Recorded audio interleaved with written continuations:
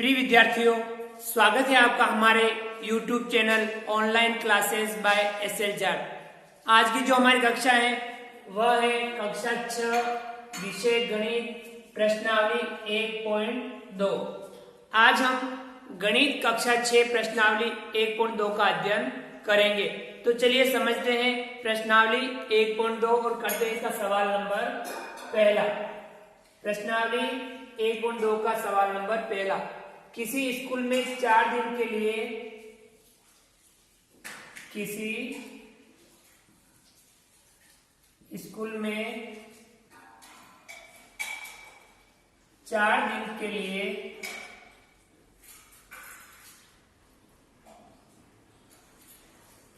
एक पुस्तक प्रदर्शनी आयोजित की गई। एक पुस्तक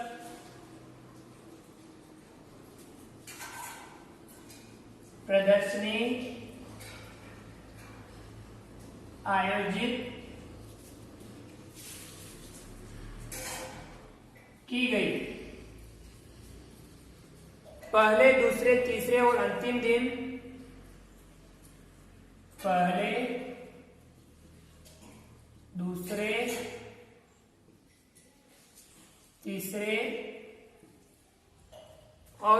दिन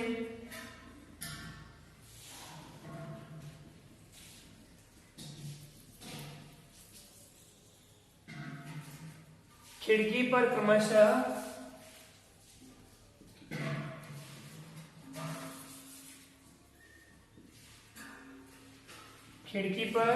क्रमशः 1094,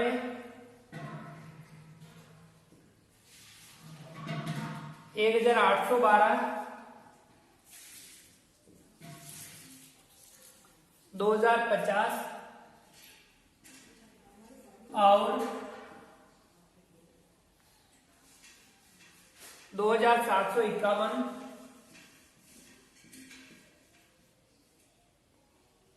टिकट बेचे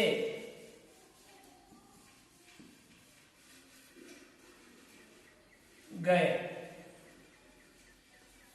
इन चारों दिनों में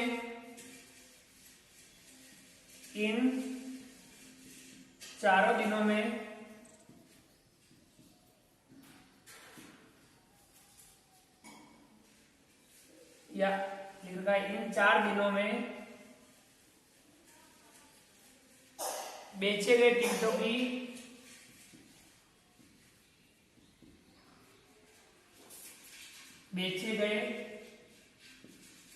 की कुल संख्या ज्ञात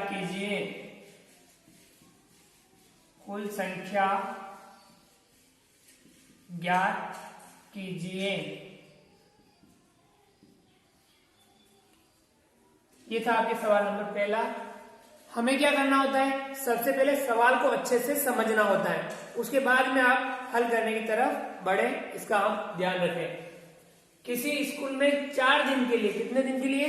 4 दिन के लिए एक पुस्तक प्रदर्शनी आयोजित की गई। यानी पुस्तकों की जो प्रदर्शनी थी किसी भी स्कूल के अंदर 4 दिनों के लिए आयोजित की गई। पहले, दूसरे, तीसरे और अंतिम दिन अर्थात चौथे दिन खिड़की पर क्रमशः 1094, 1812, 2050 और 2751 टिकट बेचे गए। यानी पहले दिन 1094 टिकट, दूसरे दिन 1812 टिकट, तीसरे दिन 2050 टिकट और चौथे दिन अर्थात अंतिम दिन 2751 टिकट बेचे गए। अब हमें क्या करना है? इन 4 दिनों में बेचे गए टिकटों की कुल संख्या ज्ञात करनी है। अर्थात इन चारों दिनों में कुल टिकट कितने बेचे उसकी संख्या हमें ज्ञात करनी है। तो उसके लिए हमें क्या करना होगा? इन चारों जो दिन जो टिकट बेचे गए उन सबकी हमें क्या करनी होगी? जोड़ करनी होगी। तो चलिए इसका हल करते हैं।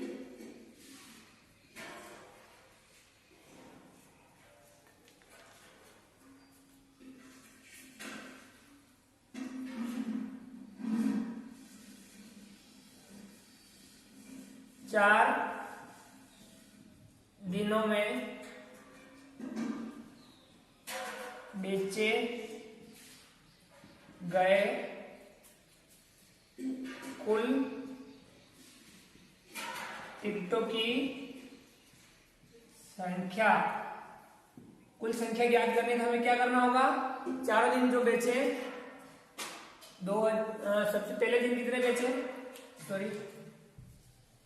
पहले दिन 1094, यानी हम 1094 प्लस दूसरे दिन 1812 प्लस तीसरे दिन 2050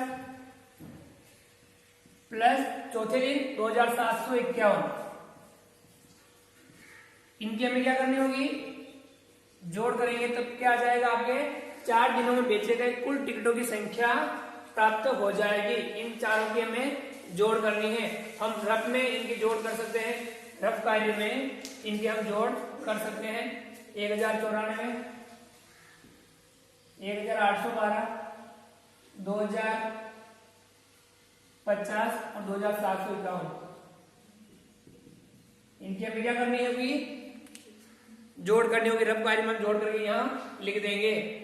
4 और 2 कितने हो गए, 4 और 2 6, 6 और 1 7।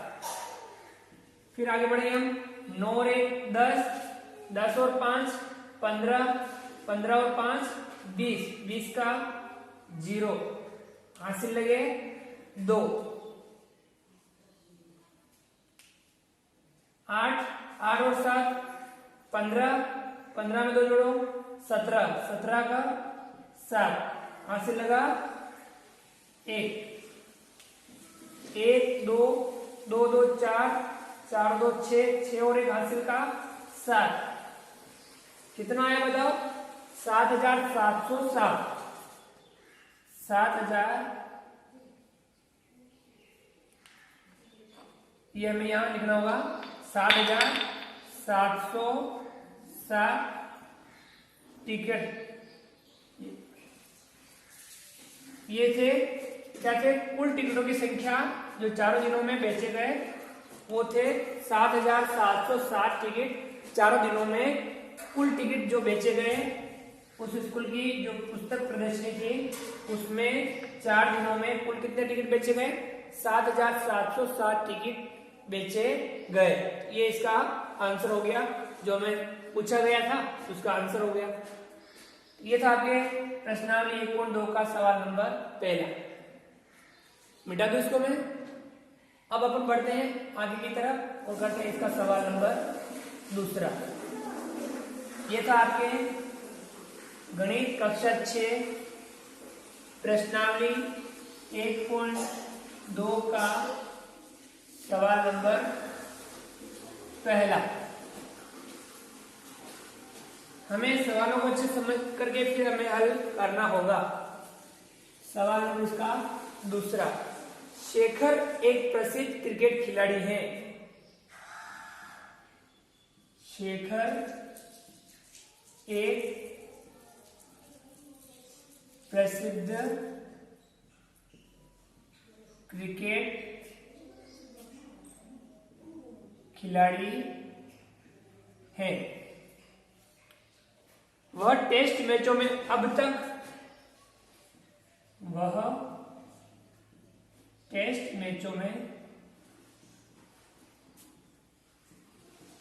अब तक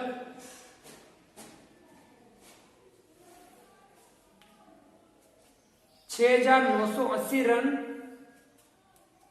6,980 रन बना चुका है।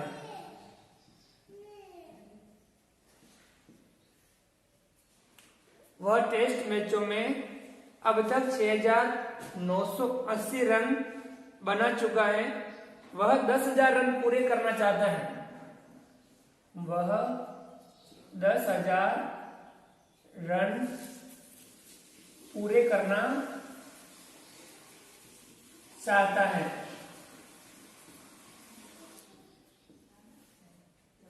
वह कितने रन पूरा करना चाहता है, 10,000 रन पूरे करना चाहता है। उसे कितने और रनों की आवश्यकता है, उसे कितने और रनों की आवश्यकता है।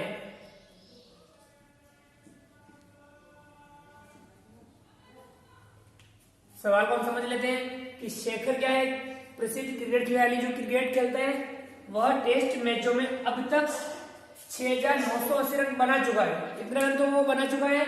6,980 रन बना चुका है। वह 10,000 रन पूरे करना चाहता है। कितने पूरे करना चाहता है? 10,000 रन पूरे करना चाहता है। तो उसे कितने और रनों की आवश्यकता है? यानी 10,000 रन पूरे करने के लिए उसे कितने रनों की और आवश्यकता है? उसके लिए हम 10,000 में से जितने उसने बना लिए 6,980 यदि घटा देंगे तो उसे कितने और रनों की आवश्यकता है वह आ जाएगा। तो चलिए इसका हल करते हैं। सवाल को पहले से समझना है, उसके बाद में हल करना है। रन बना चुका है,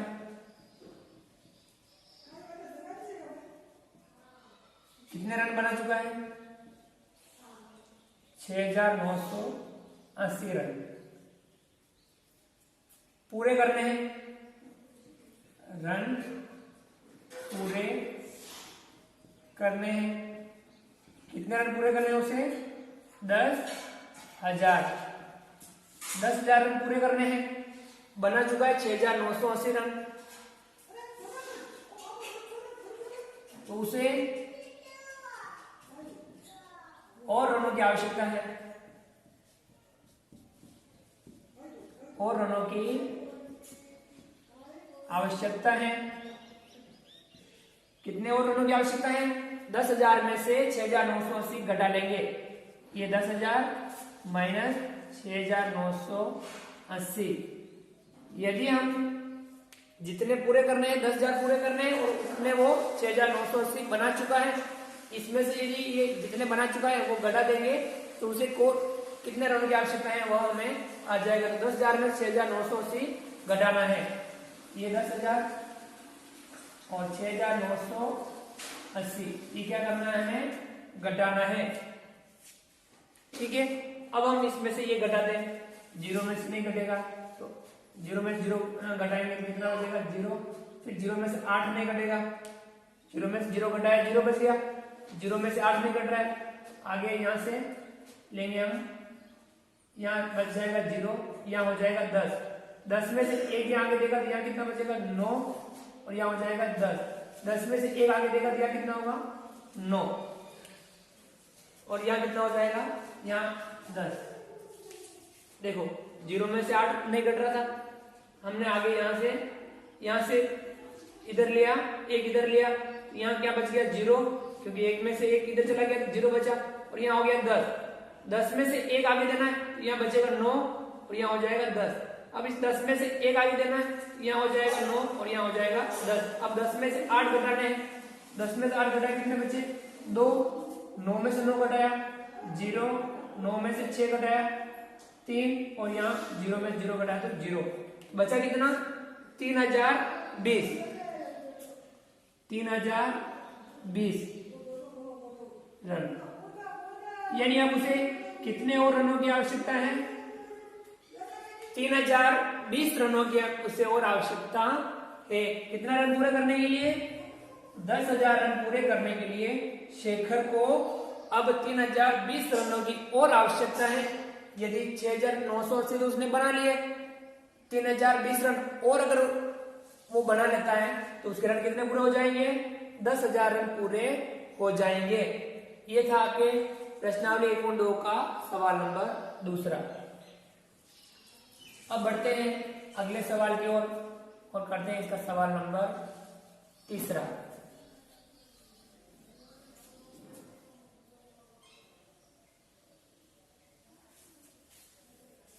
सवालों को समझते हुए हम हल करेंगे, इस बात का हम ध्यान रखें। सवाल नंबर 3। एक चुनाव में सफल प्रत्याशी ने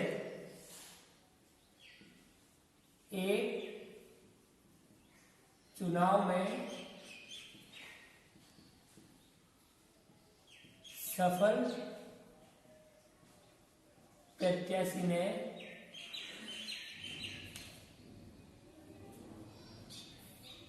5,77,500 5,77,500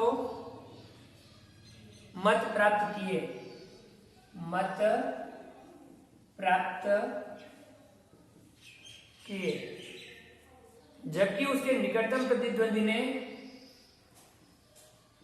जबकि उसके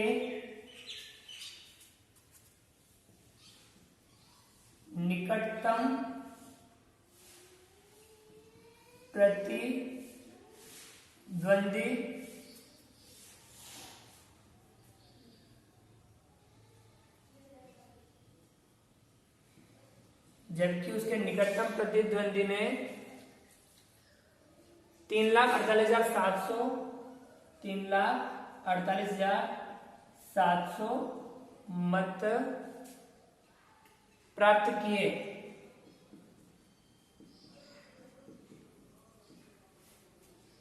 सफल प्रत्याशी ने चुनाव कितने मतों से जीता? सफल प्रत्याशी ने चुनाव कितने मतों से जीता? चुनाव कितने मतों से जीता? ये आपके सवाल तीसरा है, इसे हम समझ लेते हैं।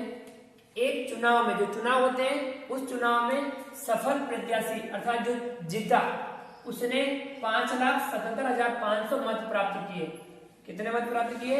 जो जीता उसने 5,77,500 मत प्राप्त किए, जबकि उसके निकटतम प्रतिद्वंदी, निकटतम यानी जो सेकंड रहा, यानी जो जिससे वह जीता, तो उस निकटतम प्रतिद्वंदी ने 3,48,700 मत प्राप्त किए।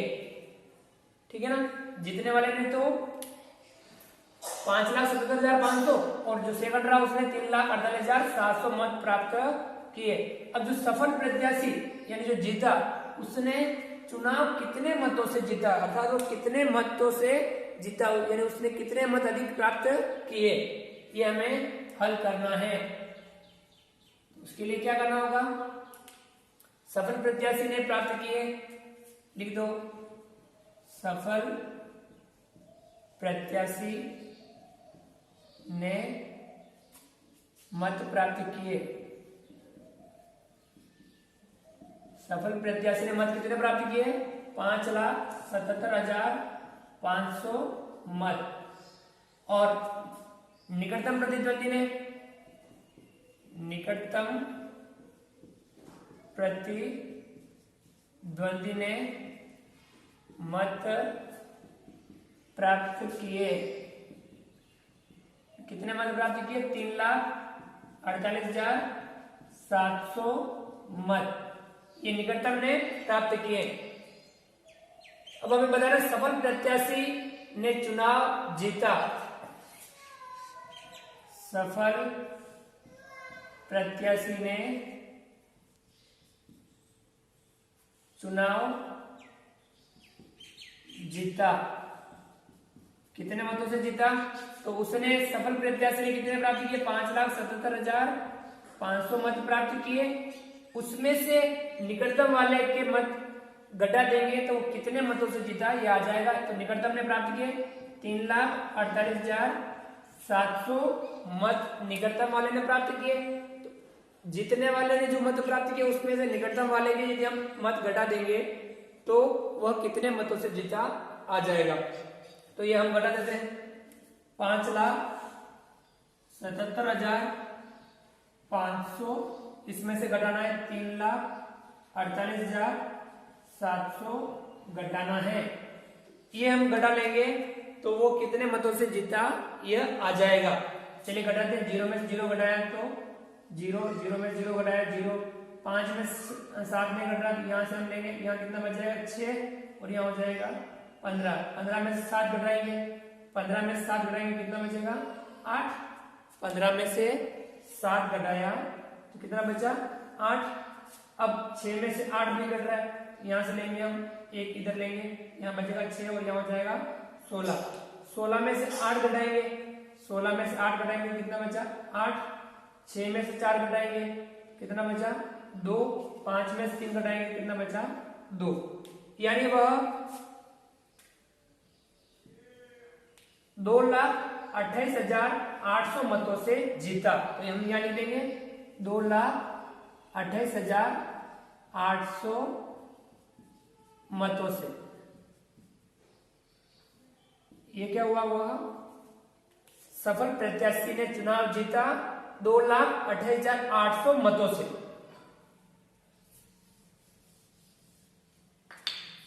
ठीक है, सफल प्रत्याशी 2,28,800 मतों से जीता। ये हमें ध्यान रखना। इस प्रकार से हमने जितने उसने प्राप्त किए, निकटतम ने जितने मत प्राप्त किए वो घटा दिए, तो वह कितने मतों से जीता 2,28,800 मतों से वह सफल प्रत्याशी जीता, चुनाव जीता। ये था आपके सवाल नंबर 1.2 का तीसरा। बढ़ते हैं आगे की ओर और करते हैं इसका सवाल नंबर अगला चौथा। बार बार मैं आपसे ये कह रहा हूं कि आपको ये ध्यान रखना है कि सवालों को समझते हुए हमें हल करना है, ज्यादा घबराने की आवश्यकता नहीं है। सवाल नंबर इसका चौथा, कीर्ति बुक स्टोर ने जून के कीर्ति बुक स्टोर ने जून के प्रथम सप्ताह में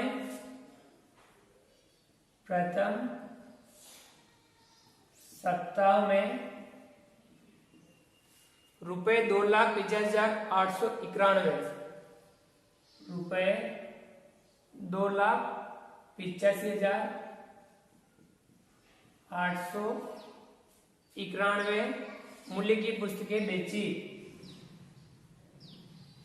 मूल्य की पुस्तकें बेची।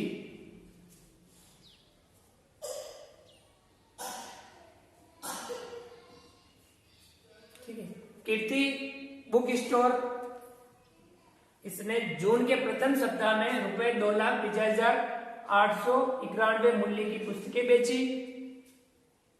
इसी माह के दूसरे सप्ताह में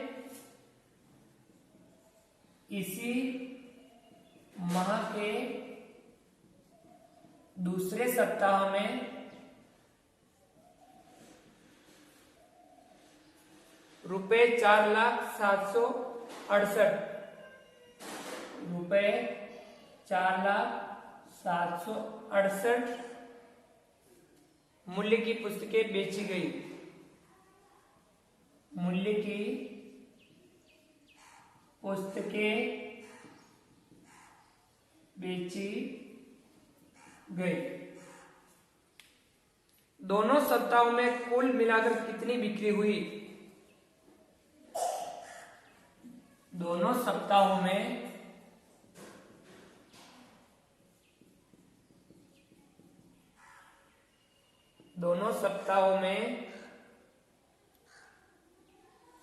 कुल मिलाकर कितनी बिक्री हुई?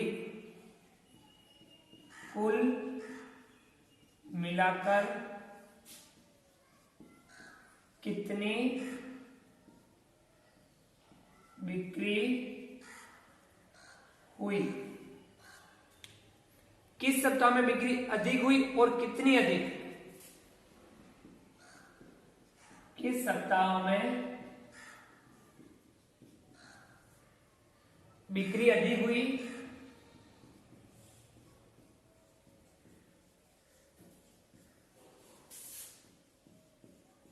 और कितनी?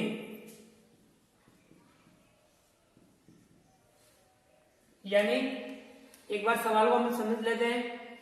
कीर्ति बुक स्टोर ने जून के प्रथम सप्ताह में रुपए 2,85,891 मूल्य की पुस्तकें बेची। यानी पहले सप्ताह में उसने 2,85,891 मूल्य की पुस्तकें बेची और इसी माह के दूसरे सप्ताह में रुपए 768 मूल्य की पुस्तकें बेची। पहले सप्ताह में 2,85,891 और दूसरे सप्ताह में 4,768 रुपए की पुस्तकें बेची। दोनों सप्ताहों में कुल मिलाकर कितनी बिक्री हुई? दोनों सप्ताहों की बिक्री जोड़ दी है। एक तो आपसे सवाल ये पूछा है कि हमें दोनों सप्ताहों में कुल कितनी बिक्री हुई कुल मिलाकर के, तो हमें दोनों सप्ताहों की बिक्री की जोड़ हमें यहाँ करनी है। एक तो सवाल पूछ लिया इसने ये वाला। फिर एक सवाल इसमें और पूछा है, किस सप्ताह में बिक्री अधिक हुई, यानी किस सप्ताह में बिक्री आपकी अधिक हुई और कितनी अधिक हुई। तो यानी इसमें भी वापस दो सवाल है, किस सप्ताह में बिक्री अधिक हुई और अधिक हुई तो कितनी अधिक हुई, ये हमें ज्ञात करना है। तो अब इसको हल करते हैं अपन। प्रथम सप्ताह में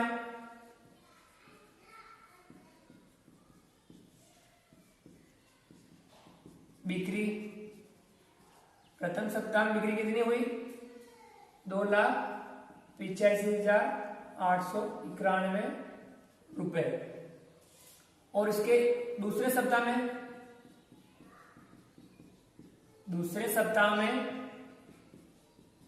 बिक्री 4,768 रुपए। पहले सप्ताह में इतनी, दूसरे सप्ताह में इतनी। अब हमें पहला सवाल क्या पूछा है, कुल मिलाकर कितनी बिक्री हुई दोनों सप्ताहों में।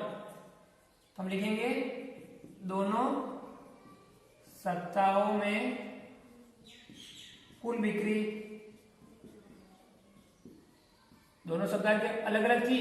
अब हम क्या कर देंगे, दोनों सप्ताहों में कुल बिक्री, तो दोनों की हम क्या कर देंगे, यहाँ जोड़ कर देंगे। 2,85,891 प्लस 4,768, इन दोनों की हम क्या कर देंगे, जोड़ कर देंगे। तो ये चलिए जोड़ करते हैं।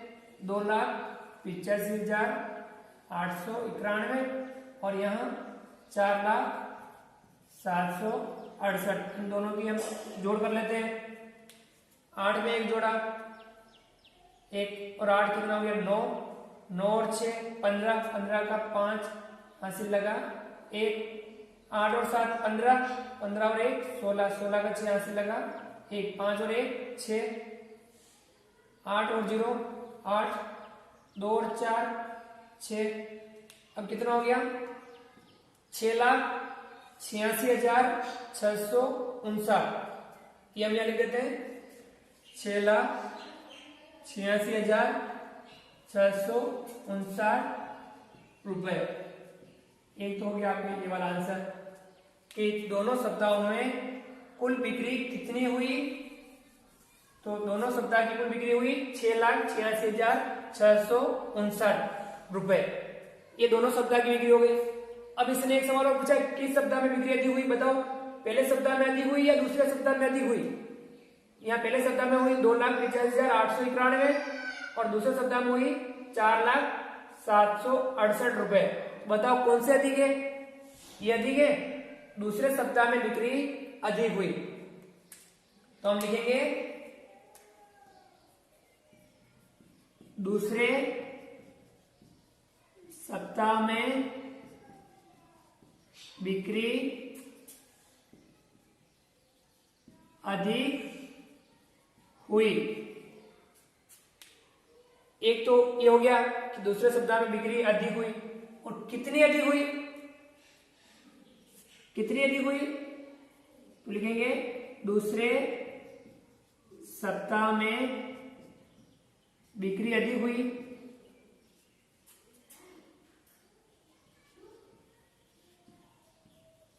कितनी बिक्री अधिक हुई, तो दूसरे सप्ताह में बिक्री कितनी हुई 4,768। इसमें से हम घटा देंगे, पहले सप्ताह में बिक्री कितनी हुई 2,85,891। यदि घटा देंगे तो दूसरे सप्ताह में बिक्री कितनी अधिक हुई वह आ जाएगा। तो चलिए इसको घटाते हैं। 4,768 इसमें से घटाना है 2,85,891 घटाना है। 8 में से 1 गया, बचा 7।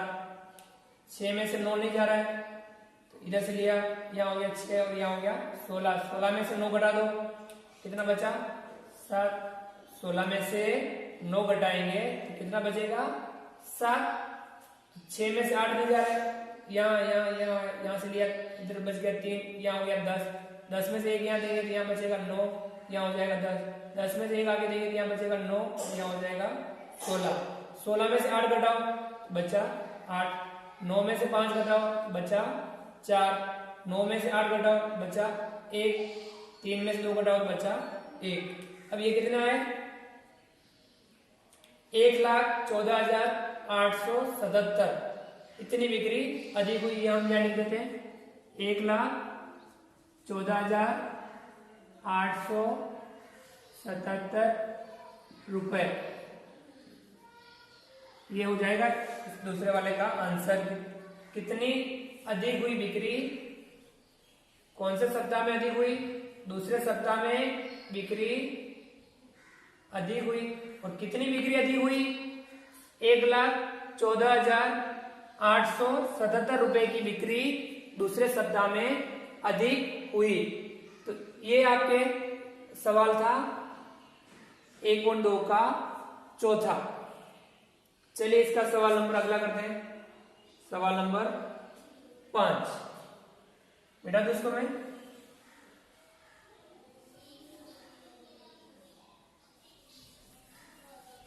ये सवालों को हमें समझना होता है और सवाल में हमें क्या दिया गया है इसका भी ध्यान रखना है, और उसके बाद में सवाल में हमसे पूछा क्या गया है इसको अगर यदि हम समझते हुए करेंगे तो सवाल हम आसानी से हल कर पाएंगे। इस बात का हमें ध्यान रखना है। सवाल नंबर 5वां, अंकों 6, 2, 7, 4 और 3 में से अंकों 6, 2, 7, 4 और 3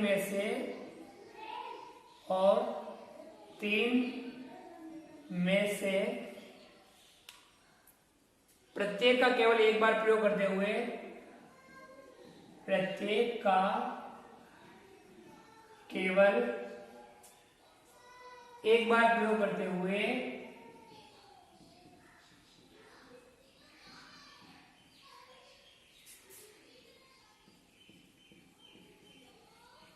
प्रत्येक का केवल एक बार प्रयोग करते हुए 5 अंकों की बनाई जा सकने वाली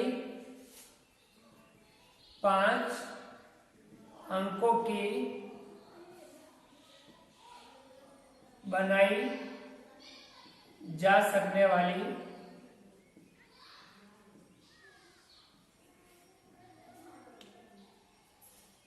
सबसे बड़ी और सबसे छोटी संख्याओं का अंतर ज्ञात कीजिए। सबसे बड़ी और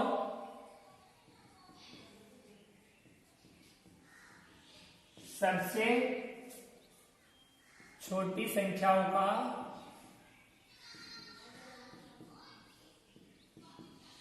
अंतर ज्ञात कीजिए।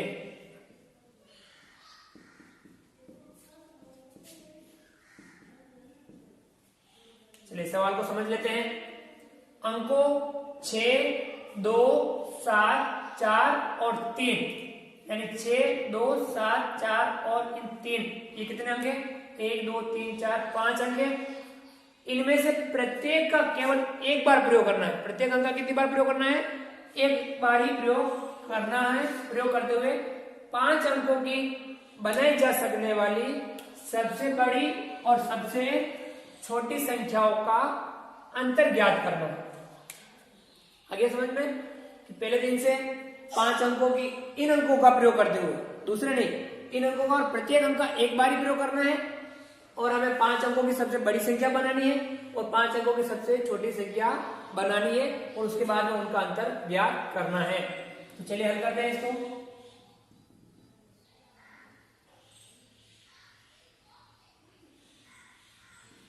अंकों 6273 का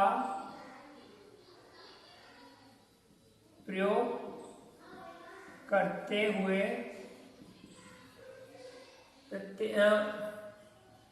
एक बार, कितनी बार? एक बार प्रयोग करते हुए बनाई जा सकने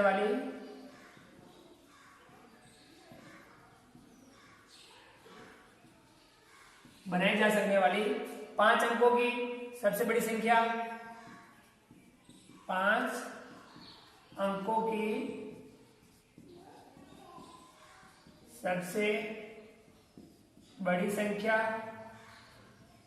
और 5 अंकों की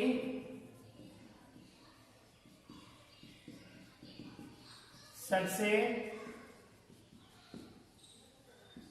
छोटी संख्या। एक तो बड़ी संख्या बनानी और एक छोटी संख्या बनानी है। अब हमें ध्यान रखना है कि बड़ी संख्या बनाने के लिए हमें इस तरफ फर्स्ट में बड़े अंक लिखने, फिर छोटे अंकों की तरफ बढ़ना है, ये हमें ध्यान रखना है। अब इनमें से सबसे बड़ा अंक कौन सा है? 7। सबसे पहले हम लिखेंगे 7। 7 के बाद में हम लिखेंगे, 7 लिख दिया। 7 के बाद क्या लिखेंगे? इससे छोटा कौन सा है? 6, तो हम 6 लिखेंगे। उसके बाद में क्या है? 6 के बाद में 4, तो हम कितना लिखेंगे? 4 लिखेंगे। 4 के बाद में कितना है? 3, हम 3 लिखेंगे। और 3 के बाद कितना है? 2, तो हम 2 लिखेंगे। ये तो बन गई आपके सबसे बड़ी संख्या। बड़े अंकों को आगे रखना है और धीरे धीरे क्रमशः छोटे अंकों की तरफ बढ़ना है। अब ये संख्या क्या बन गई? 76,432। क्या बनी?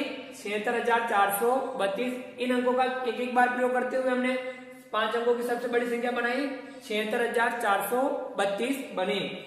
अब इसकी 5 अंकों की सबसे छोटी संख्या बनानी है। अब उसमें क्या ध्यान रखना है? छोटे अंकों को लिखना है, फिर बड़े अंकों की तरफ बढ़ना है। लेकिन हमेशा ध्यान रखना, कभी 0 अगर आ जाए तो 0 को आगे नहीं लिखना है, ये ध्यान रखना है। 0 को आप दूसरे नंबर पर लिख सकते हो, लेकिन फर्स्ट में आप 0 नहीं लिखते हो। अगर होता है, इसमें नहीं है तो कोई दिक्कत वाली बात नहीं। तो सबसे छोटा अंक इसमें कौन सा है? 2, तो सबसे पहले हम लिखेंगे 2। 2 के बाद में 3, 3 के बाद में 4, 4 के बाद में 6 और 6 के बाद में 7। ये आपकी संख्या बनी 23,467। 23,467 ये 5 अंकों की सबसे छोटी संख्या बन गई। इन अंकों का हमने प्रयोग करके बनाई। अब ये बन तो गई सबसे बड़ी और सबसे छोटी संख्याएं बनाने, फिर अब उनका अंतर ज्ञात करना है। अब क्या ज्ञात करना है? अंतर ज्ञात करने के लिए हमें क्या करना होगा? बड़ी संख्या में छोटी संख्या घटानी है। बड़ी संख्या है 76,432, इसमें से घटाना है 23,467 घटाना है। तो अब इन दोनों का अंतर आ जाएगा। बड़ी संख्या और छोटी संख्या का अंतर ज्ञात करने के लिए बड़ी संख्या में से छोटी संख्या घटा लेंगे। तो चलिए इसको घटाते हैं। 76,432 23,467 घटाना है। 2 में से 7 घटाएंगे, नहीं घट रहा है, यहां से हम लेंगे आगे, एक इधर लेंगे तो यहाँ बचेगा 2, यहाँ हो जाएगा 12। 12 में से 7 घटाएंगे, 12 में से 7 घटाएंगे कितना बचेगा? 5। 12 में से 7 घटाया तो कितना बचा? 5। 2 में से 6 नहीं घट रहा है, इधर से हम उधर लेंगे, यहाँ बचेगा 3 और यहाँ हो जाएगा 12। 12 में से 6 घटाएंगे तो बचेगा 6। 12 में से 6 घटाएंगे कितना बचेगा? 6। 3 में से 4 नहीं घटेगा, हम क्या करेंगे? यहाँ से एक उधर लेंगे तो यहाँ हो जाएगा 5 और यहाँ हो जाएगा 13। 13 में से 4 घटाएंगे, 13 में से 4 घटाएंगे तो कितना बचा? 9। 13 में से 4 घटाया कितना बचा? 9। 5 में से 3 घटाओ, बचा 2। 5 में से 3 घटाया कितना बचा? 2। 7 में से 2 घटाओ कितना बचा? 5। कितना ये संख्या क्या आई? 52,965। कितनी आई? 52,965। ये इन दोनों संख्याओं का क्या आया? अंतर। ये हमारा आंसर हो जाएगा।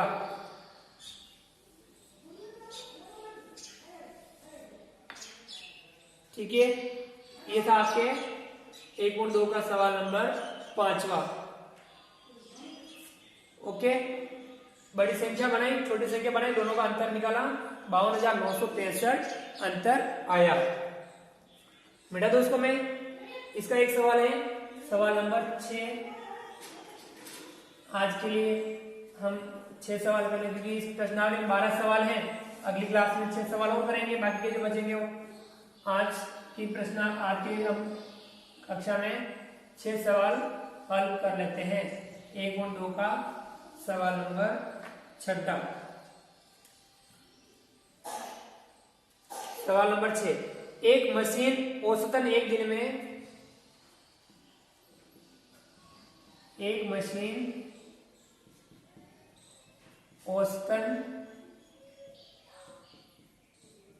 एक दिन में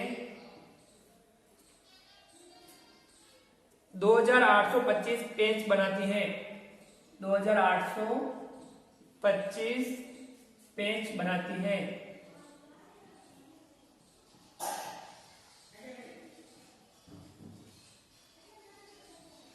जनवरी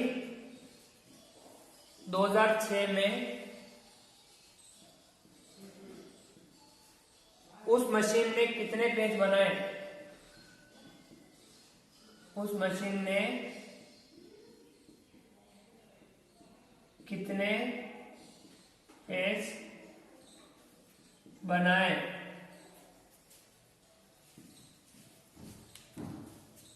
एक मशीन ने औसतन एक दिन में 2825 पेज बनाती है, तो जनवरी 2006 में उस मशीन ने कितने पेज बनाए? एक दिन में वो कितने बना रही है?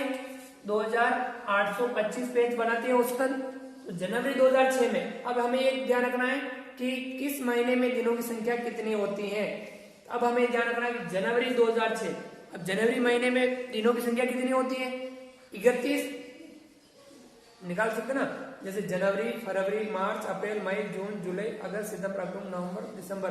तो जनवरी जो ऊपर आते हैं वो 31 दिन के होते हैं। जनवरी यानी जनवरी में दिन कितने होते हैं? हमेशा 31 दिन होते हैं। तो हम लिखेंगे, हल करेंगे। एक दिन में पेज बनाती है या मशीन एक दिन में पेज बनाती है 2825। एक दिन में पेज बना रही है 2825 पेज। लिख सकते हो आप, पेज भी लिख सकते हो। एक दिन में 2825 पेज बनाती है। अब जनवरी 2006 में दिनों की संख्या, जनवरी 2006 में दिनों की संख्या। अब जनवरी 2006 में दिनों की संख्या कितने होंगे? 31 दिन। अतः मशीन जनवरी 2006 में पेज बनाएगी।